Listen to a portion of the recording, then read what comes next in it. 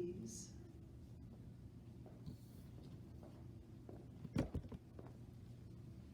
The downward trend in GIPs was a result of actually an audit that we had about 7 years ago. I walked in the door, and the month after I walked in the door here at Exeter 7 years ago, I had an auditor in my office from the Department of Education, the gifted programming. And there was a parent complaint that we had to review, and the parent did have some valid concerns. But also the auditor had looked at all of our numbers and said, I think you are have a much higher than would be anticipated actuarially type of numbers in your population. And so she instructed me to look at how we were evaluating students, and so we took a good hard look at how we were evaluating students, what the laws required, and then what we needed to do. So with a team from our school sites and our teachers and some parents, we looked at how we were evaluating students, what criteria we were using, how did it align with Chapter 16 in special education law for Pennsylvania, and we came to work with a process that was much more aligned to what Pennsylvania was asking us to do. And so our numbers have reduced, and I believe are much more in line with which would be expected of a district our size. And that's how we've been able to do that. And as we have discussed with Ann, wasn't the point of it, but as a result, always looking at cost reduction, we had 5 teachers for our gifted because gifted numbers, just as in special education, you're required to have so many teachers per student. And so we have reduced cost in that area.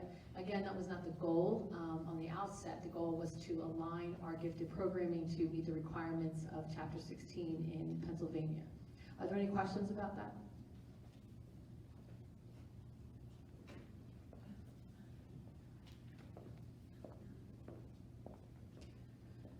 The next couple slides are data that is developed or, through PDE's website. It's information that school districts upload into their data set, and there is a company that actually compiles it and makes it meaningful, where if you're a user, we're able to filter on certain areas. So I took a look at special education revenue and looked at the Berks County school districts.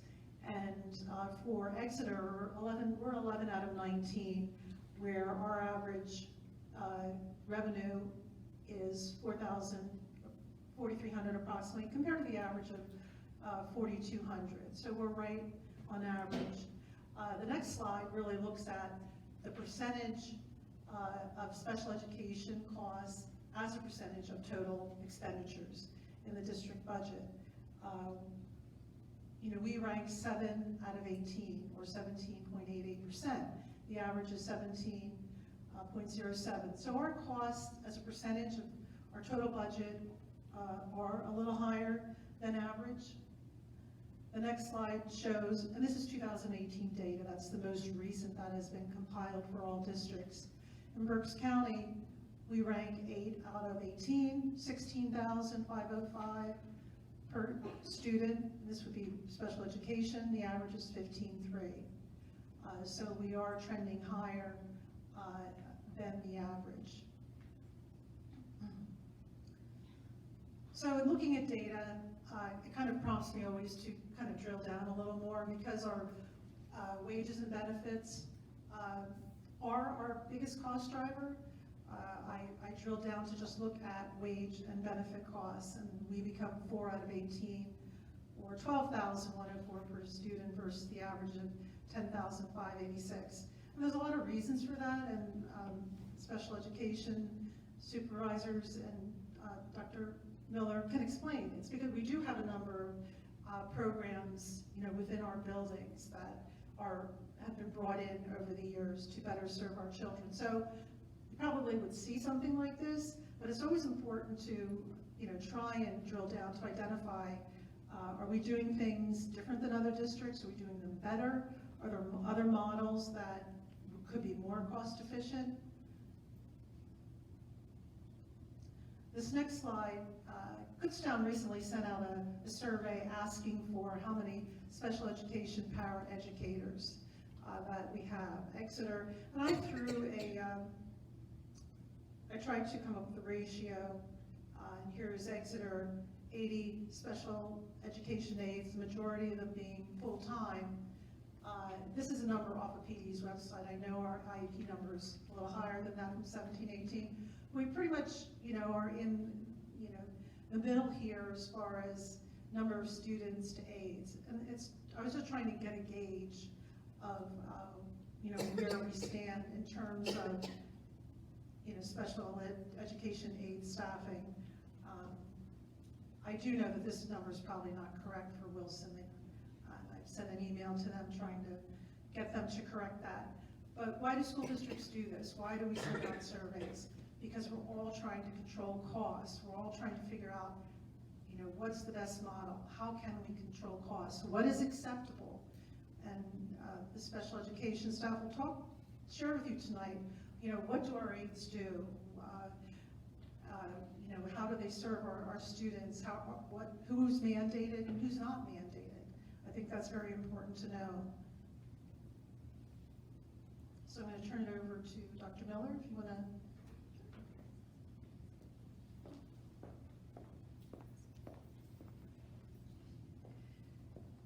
The special education portion, I will let our two supervisors handle the majority of that. That's their day in and day out life. But as part of Pupil Services, one of my hats is Director of Special Education, oversee all of our special education programming, Chapter 14 and Chapter 16 in Special Education Law, and federal law of IDEA, which is Special Education federal law. But there's a lot of other stuff in my job that does. When I was thinking about this presentation tonight, not a lot of things drive out costs, what is under my heading. However, some of the few areas that have really changed in costs over the last few years are our nursing services. We have to subcontract out a great deal. The laws require that, and this has been a change, I think parents would be very happy about this, but the laws have required that whenever a student goes off-site on a trip, or the club is going to a competition in a local school district or something like that. Our high school does a lot of these kind of things. A lot of our chorus and band go to competitions and all kinds of events. If any student has a medical need, then that's on file, that we have on file. We are required to send a nurse with that group of students. So we have sent nurses down to Florida with the cheerleaders. We have sent nurses to Boscov's with our choir and everything in between. Besides that, our increased nursing services within the school district, we have more and more students that have very high needs with diabetes, asthma, those kind of things, epilepsy. Even more recently this year, we've had even some of our littlest kids with major operations of joint replacements and all kinds of major orthopedic kind of things that we need to bring in certified nursing assistants and be able for the student to access their education. Our goal is that a student is able to access their education, and if there's something physically that we need to do to support them, that is what we are required to do. So it may not even be a special education student, it can be a regular education student but has some health issues, a health plan or a 504, and we need to make sure they're safe in the building, so we provide nursing services for that student. That has changed and increased a great deal. So that is one thing.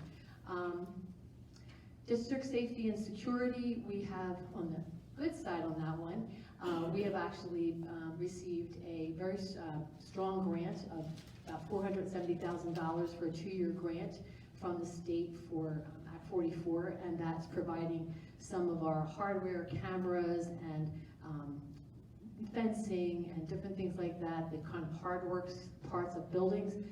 Some of the, last year, I think it provided some of the funding for the new layouts of the entrance areas to buildings of the double buzz systems now that we all use.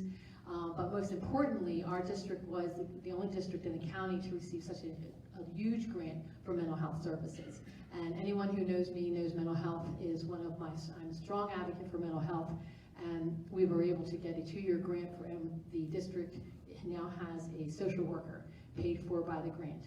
And hopefully that continues, but she has been phenomenal in supporting our students and our families and our counselors and everyone in the district and getting services like crazy for our families, because healthy families are going to help our kids do better in school.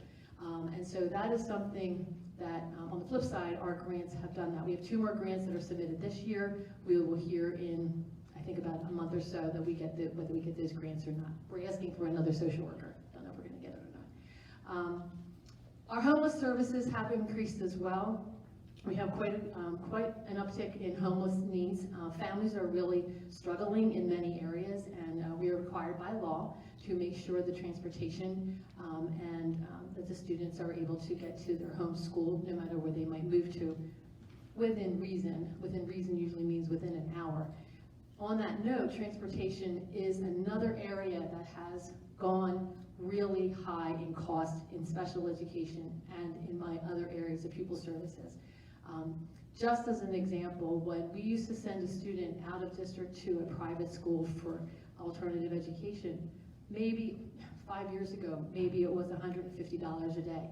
We now get quotes $300 to $500 a day just for the transportation alone.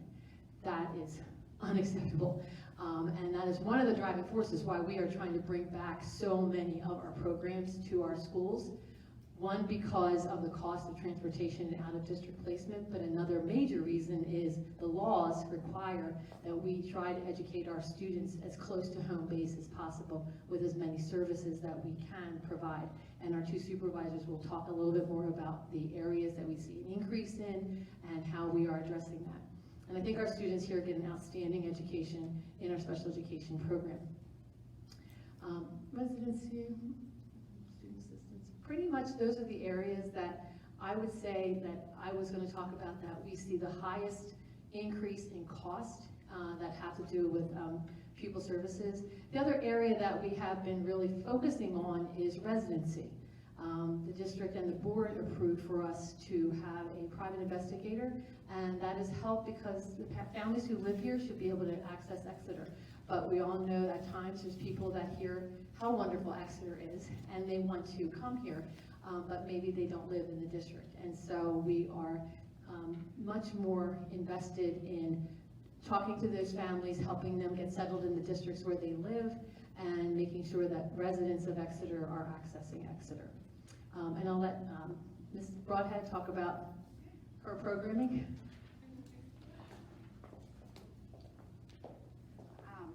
I'm going to be touching on just some of our special education numbers, the trend that we've seen over the past few years, as well as some of our out-of-district numbers. As Dr. Miller said, we've really focused on trying to bring back programs here within the district. Last year, we had over 40 students placed out of district at different placements, and this year we're down to about 20. We've been able to bring students back to the district because of programming in autism, which Vicki will talk about, as well as the addition of our Laurel Life classrooms across the district that are serving some of our students with more behavioral and emotional needs. On that note, we've had a large increase in students identified with an emotional disturbance across the district. In the 13-14 school year, it was just under 5% of our students in special education were identified with that disability. And last year, we were up close to 10%. The number has doubled in the past few years, and that goes along with the need that we've seen of mental health in the district, and that is definitely one of the areas where we see the most amount of increased services. We can talk about some autism services. Hello. So I'm going to talk about autism services as well as early intervention. Approximately 5 years ago, I had seen a rise in autism within our early intervention program. Typically, we'd see about 20 to 25 students transition each year. About 3 to 4 of those students would have that disability of autism as primary. Those numbers continue to trend higher and higher. Currently, I have 38 students sitting on our early intervention transition list this year. Of those students, 60% of them have the disability category of autism, so there's a significant increase. So 5 years ago, I approached Dr. Miller and said, we need to do something. I have these students coming from early intervention that really need support within our school district. I really don't want to send kindergarten kids on a bus out of district. What can we do? So we started researching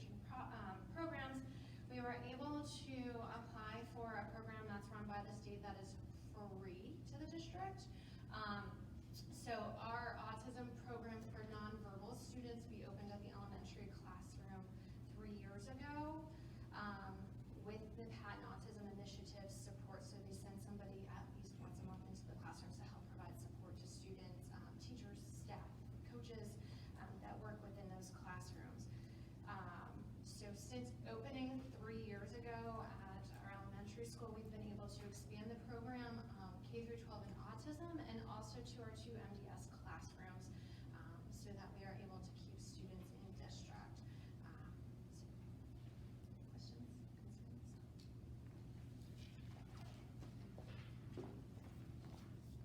Okay, I'll do the numbers. The next couple slides, and this information will be posted on the website for those that really are interested in looking at the numbers. What I tried to show here was for the elementary budget right now for 2021, it's $7.3 million, or 9% of our total expenditures. Our students with IEPs, 388 at this point in time, GIEPs, 52. So the average cost per IEP is $18,271. And this is broken out by program. We have life skills classrooms. We provide speech. We have speech and language support teachers. We also have contracted services, autistic support classrooms. These provide the number of classrooms, staff count, BCBA, that supports the autistic program, learning support, gifted, multi-handicap. So basically looking at wages and benefits, professional and support staff, over $5 million. Excuse me, and on that overall cost of $18,000, is that $18,000 above and beyond the cost to the average cost to educate a student, or is that the $12,000? So this is $6,000 additional, or whatever. When you're referring to the 12. So what is the cost per student? This basically looks at, and it is just an average, and it's similar to the numbers I showed before, comparing. But the cost per student that doesn't have an IEP, what is that? Is this $18,000 above that cost? These are the direct costs related to instruction of students with IEPs. Now, there's some that are part of regular program, and so there's regular ed costs associated with that, but this is specifically teachers who are teaching, certified as special education teachers, so teaching those classrooms specifically, as well as the aides that are specifically providing support to those students with IEPs. So what does it cost us to educate a student without an IEP?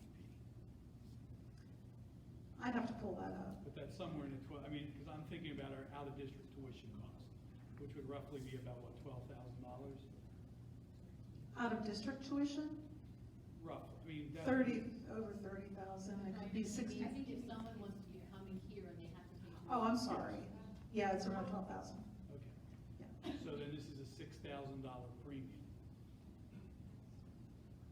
Correct. for somebody with If you're IEP. trying to get at that, yeah.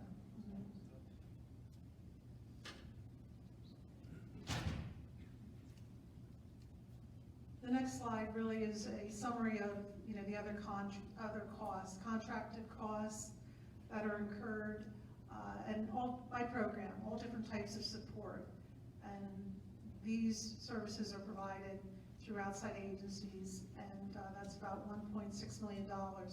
We also have charter school tuition, private placement tuition, in addition to other types of resource costs. So in total, the elementary level, $7.3 million.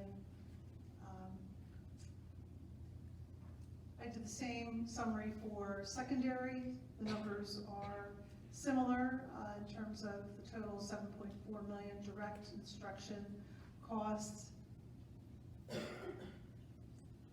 380 students with IEPs, 80 GIEPs. The average cost is about $19.5 million. And again, listing the special programs, as well as staff count, classrooms, staffing, $4.4 million. And again, the non-wage expenses, contracted costs at $1.5 million, and different tuition costs for private placements, charter schools, for a total of $7.4 million. And that matches the number at the very beginning when I said about 17.5 million, 14.5 for direct special education costs. I provided this slide just to give you an idea of out-of-district placements. Again, right now we're, according to the last report, elementary and secondary around 26. It is down from the end of last term. These are the costs in the current budget and right now next year's budget. So the numbers are similar. Brandywine Virtual Academy is really our program for elementary students. That's why there's a difference there, because this year the district went with their virtual academy. You'll notice, you can do the simple division that doing these types of programs in-house, the cost is a lot less than other cyber charter costs, which are about $15,000, and our supported cyber, these average around $5,000 per student. This is just to give you an idea, or kind of put everything on one slide in terms of out-of-district virtual academy and cyber charter. Can I ask a question? Sure. So can you go back to that slide? I just want to make sure I understand. So Brandywine Virtual Academy, that serves K through 12? Previously it did, now it's only elementary. Right now it's K through 8. K It used to be K through 12. And then the Exeter Virtual Academy, that serves K through? That's just high school. That's just high school. Right? Just high school.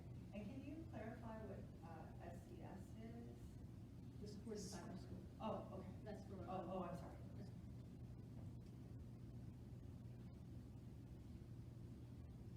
Okay, I'm gonna give it back to you, Sue. Unless you want me to go through the numbers, summarize it. I know you know the numbers like the back of your hand, as far as that. If you wanted to go through the numbers part, All right, I'll go through them questions about. quickly, and if anyone has any, questions about the specific program. Student support services. This slide looks the cost for school counselors as well as psychologists, just showing you wages and benefits,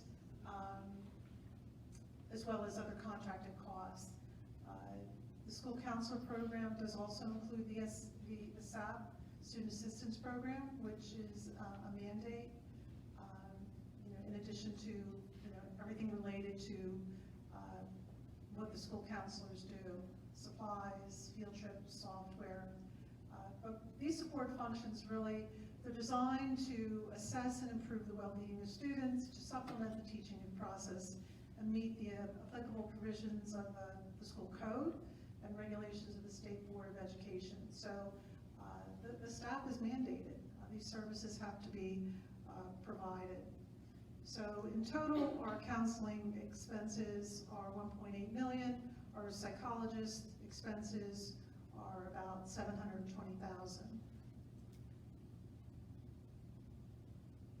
And could I ask a quick question for you? When we're breaking out the federal or state mandated versus the desired standard, are we doing that based on programs, or are we doing that based on current level of service?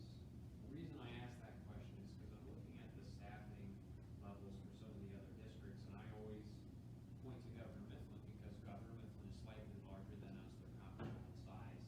It's the easiest comparison, and I realize that there are challenges with those comparisons too.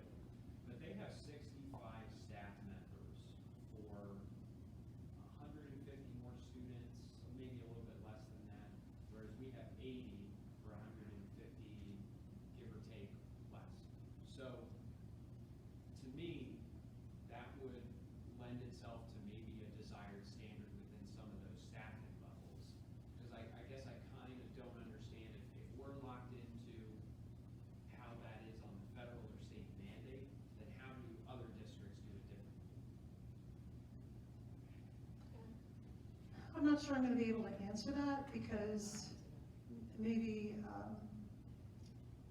Dr. Miller or Vicki or Jillian can speak to the aid issue. I mean, there are those that are written in an IEP. Someone may need a one-on-one, a personal care aid. So it's really difficult to answer because I don't know the makeup of Governor Mifflin, and we don't either. We just know what our needs are. Yeah. Um, Can you speak to that a little bit? Because I think that's really important.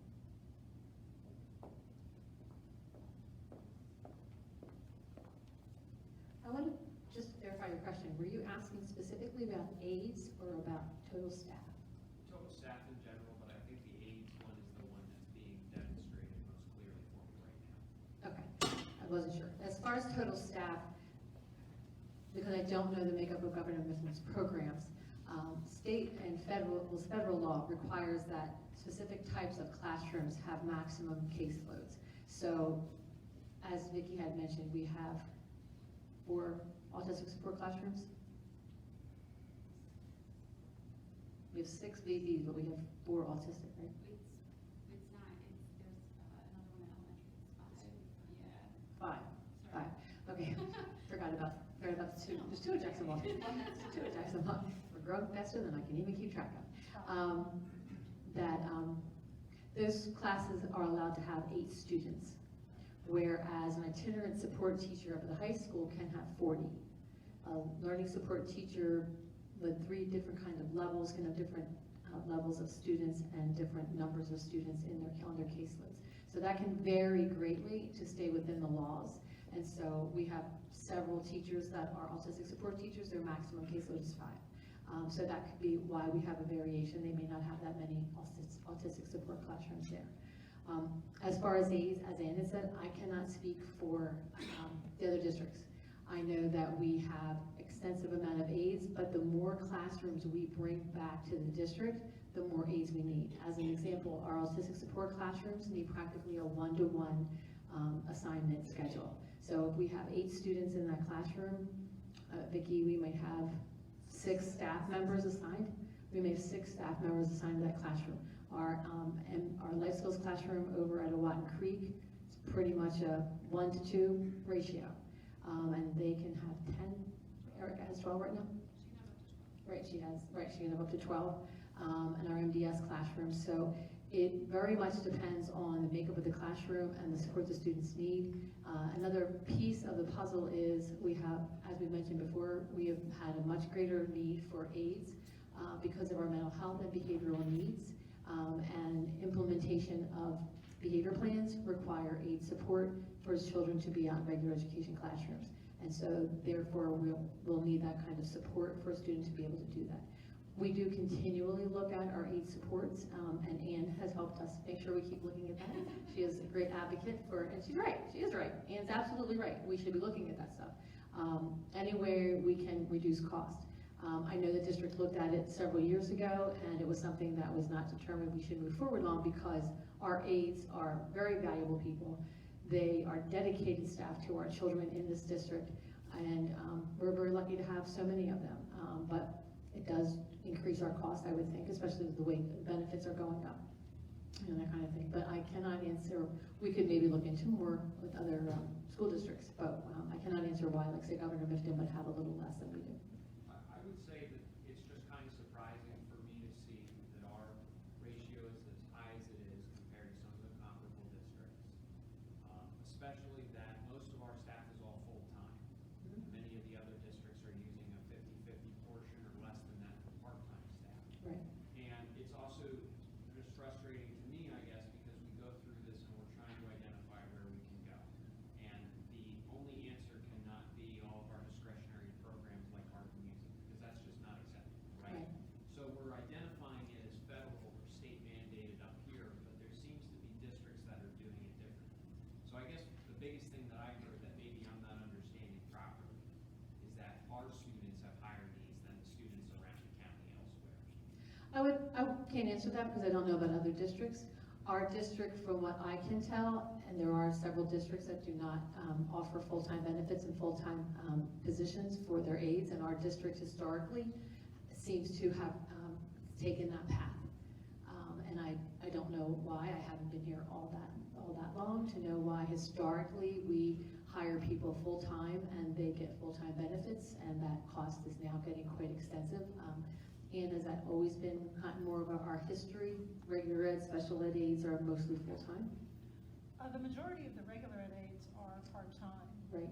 Special education, it's really based upon the need, and if that student is here 6.5 hours a day, and that aide has to be with that student 6.5 hours a day. Some areas that I think we do need to look at, maybe in learning support, and whether some of them really do need to be full-time.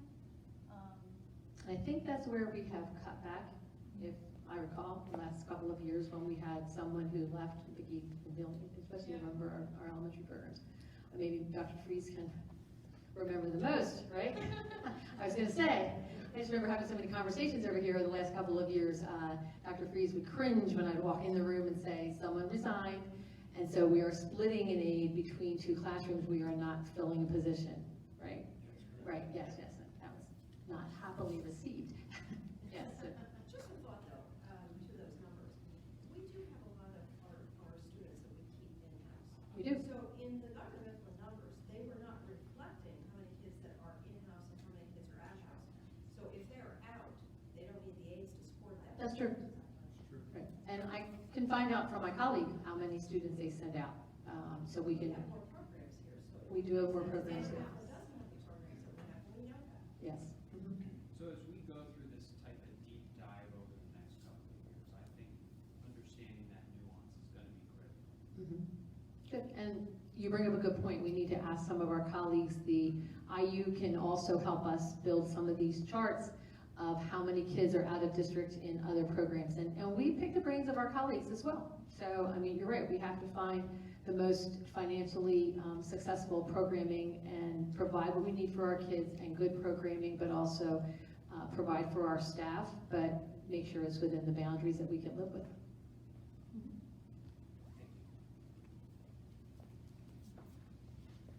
Okay, I'll try to wrap it up. We have another question. Can you go to the previous slide where you had the breakout of school counselors and psychologists? There, okay.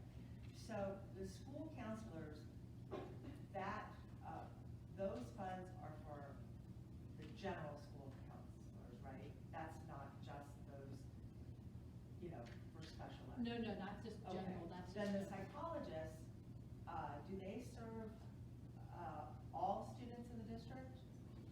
They do in a way.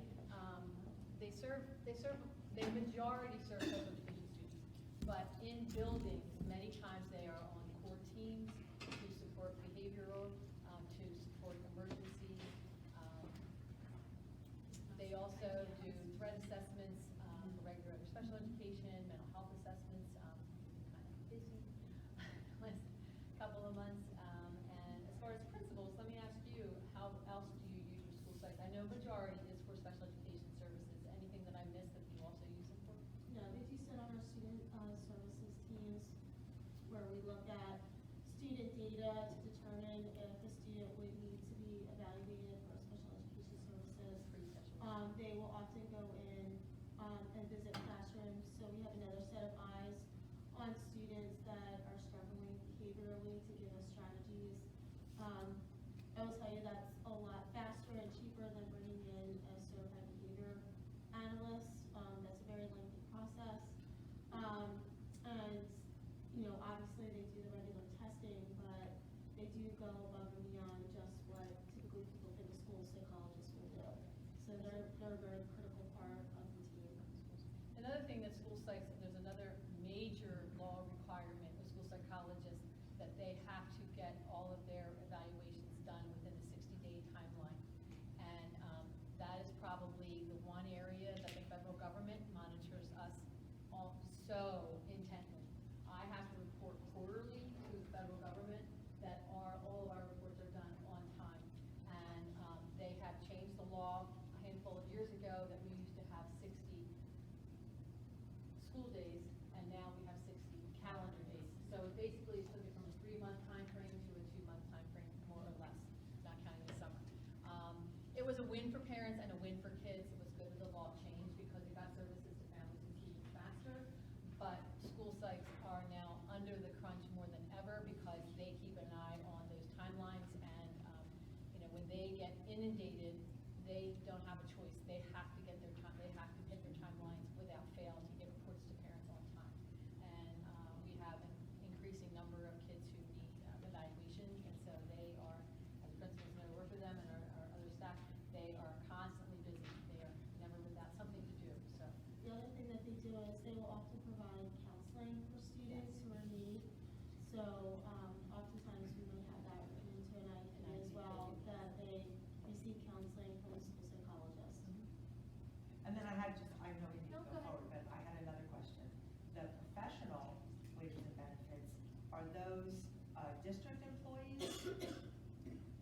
versus the contracted?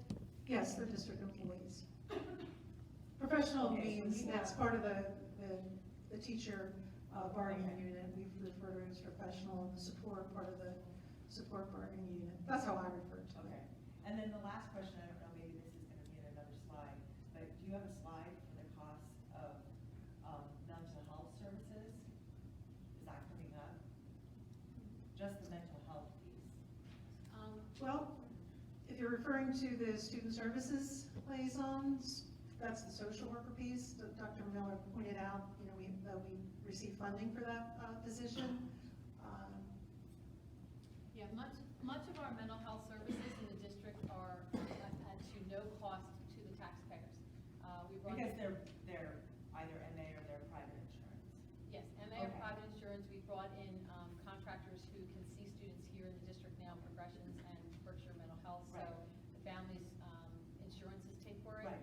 Because of the grant, anyone without health insurance, the grant will pay for the student to get services here. And then our social worker, as Ann said, is part of the grant, that's mental health services. Yes. Is that, that's only junior high and above, right? That is not registered for Which part? elementary. Which part? The contracted, therapists that come in. Progressions is kindergarten through 12th grade, and we've been working with Berkshire Mental Health to try to broaden it. They now can do senior high and junior high. They're just working on trying to find staffing in order to expand it, and that's the goal, is to expand it to kindergarten. It's taking a little longer than I'd hoped because they're trying to find staff. But not much mental health. We do pay a small amount of contractors for some additional mental health supports, but our Progressions, our Berkshire Mental Health, and our social workers are handling a lot of it. And our staff coordinators. All And our then staff just coordinators. one more question. So, when you have an IEP meeting and there's costs associated with that IEP meeting, because, teachers need to come to that meeting, they need coverage, et cetera, does anybody have any idea what those costs are? No. So who pays for that? Is that out of special education budget, or is that kind of general budget? Well, we have to have a substitute in to cover.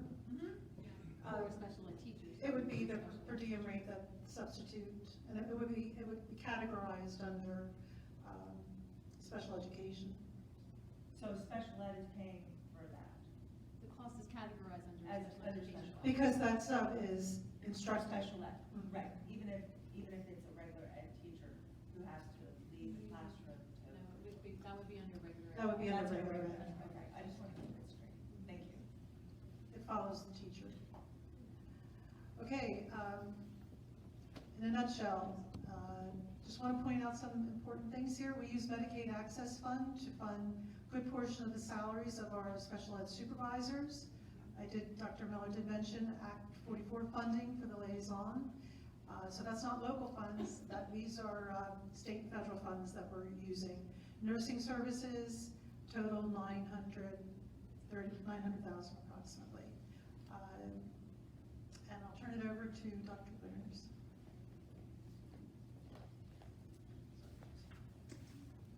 And I really will try to be brief, which those of you that know me know that's kind of a challenge, but I will do my best. In terms of instructional staff and curriculum development, just one distinction that I'll make, for the purpose of tonight, we're looking at the staff portion of the curriculum and development office. The other costs associated with curriculum development, i.e. instructional software, textbooks, those kinds of things, they were embedded into the budget presentations for elementary direct instruction and secondary direct instruction at previous meetings. So in terms of English language arts, the literacy piece, we have two individuals that support curriculum development in that area. We have a supervisor of literacy and ESL, that's Melissa Devlin, she's here this evening, sitting back there with Dr. Freeze. And then we have a literacy coach, which is Karen D'Annunzio. So the first figure there is salary and benefits for both of them. The other costs portion, that's an amount that's in Melissa's budget that covers travel expenses between buildings or to the IU or to training. That covers supplies. That also covers any kind of professional development books for her or for those she's leading by way of PD. As far as the supervisor mathematics and STEM education, that's Andy Wallach, she's here as well, sitting at the other table in the back near Mr. Campbell. We're able to fund the salaries and benefits of that position with the Ready to Learn grant. That's a grant that we get every year from the state, and it allows us to use those funds. We actually use it to pay for that. We use it to help fund the one-to-one initiative, and we also use it to help pay for full-day kindergarten. So we get a nice amount of money through that grant. And the other costs for that position, similar to with the literacy position, your supplies, your travel, your books. The curriculum development, that's within my budget, as is the staff development piece, and those figures cover any contracted services if we bring in anybody from the outside to facilitate PD, supplies, educational software, any of the locally funded staff development, which we're cutting that back substantially. I'll talk about more of that in the next slide. And put up our tuition reimbursement costs, they're listed there, as well as any conference costs that are locally funded. So that total figure that falls under instructional staff is almost $600,000. And I have the next slide. Sorry, I don't have the clicker. And then to wrap up the presentation portion, just to talk a little bit about federal programs. I'll kind of give you a little brief lesson on how federal programs works. So there are 4 titles that the district receives funding under: Title I, Title II, Title III, and Title IV. That's money that we get from the federal government. The amount that we get changes annually. Those allocations, they always tell us we're going to get them in the spring, but it's usually summertime before we get those exact figures and we know what they're going to be. Title I is based on percentage of students that qualify for free and reduced lunch. There are actually, we could technically qualify and use our Title I funding at more than the 2 buildings that we do. We could use funds at Reichton if we wanted to. We could use funds at the junior high if we wanted to. We elect to put our Title I funds at Jacksonwald and Lorraine with the belief system that we're looking at literacy, we're looking at reading, and the importance that if children are not reading by the time they get to 3rd grade, that really sets them back for the rest of their educational career. So we use that Title I funding for bodies. We use it for people. There are a lot of districts that use Title I dollars to fund programs and to fund textbooks. And philosophically, I believe really strongly that you get your biggest bang for your buck with people. And so we use our Title I funds largely for salaries and benefits for the Title I reading aides at Jacksonwald and Lorraine, as well as 100% in part-time funding for reading intervention specialists in those buildings. There are some small amounts that we use for some other areas, supplies that we split between those 2 buildings. We use some Title I dollars for tips, some summer school work, and there is a non-public portion. Because we have students that attend non-public schools, the bulk of which are at Berks Christian, which is within our borders, they get a percentage allocation of our Title I funds, and it's just over $5,000. Title II, basically Title II is professional development. The federal government allows districts to use Title II dollars to spend it on whatever they want to related to PD. I made a strategic decision this year to take the entire 93,000 plus, and with the exception of the small amount for non-pub, to put that exclusively towards professional development. So we're using all of our Title II money this year to pay teachers when they do curriculum work, to send teachers to workshops, conferences, sub-costs if teachers are doing curriculum work during the school day, reimbursement for hotel mileage, that type of thing when they attend training. And so that's why if you attend the board meetings, you'll notice a lot of those conference requests that are on there have in the margin paid with Title II funds. Title III is ESL, that's your English as a second language. Our allocation this year is just over $11,000. Our original kind of plan was to use the bulk of that money for tutoring, wages, and benefits. That did not shake out the way that we wanted to. We ended up doing a budget revision, and we ended up putting a larger percentage of that money into supplies for ESL and also for additional professional development. And I will tell you that ESL is an area in this district that we continue to grow almost by the minute. Just since Melissa's been here this year, since August, how many kids total have we added since the beginning of the year? Melissa, do you know offhand? It's okay. But we're we're 62 and counting district-wide in terms of our total ESL numbers, and those numbers keep going up. And then Title IV is where you have the most flexibility. The federal government calls Title IV well-rounded education. So districts really have a lot of flexibility in terms of how they want to use that Title IV money. We have used the largest chunk of it in past years to purchase a literacy product called Newsella, which those of you that have children, your kids may have come home from school and talked to you about that product. It's about a $16,000 to $18,000 cost to the district. It's a big item, and rather than have to use district dollars to pay for it, we've been able to use Title IV money to continue to pay for it. And so if that's a resource that we want to continue using, then we'll continue to look for ways to use federal dollars to be able to pay for that. So that's a little snapshot for you of both curriculum development and also federal programs. What we would like to do at this point in the evening is give you guys a chance to interact with our board members and to work through a series of 6 questions.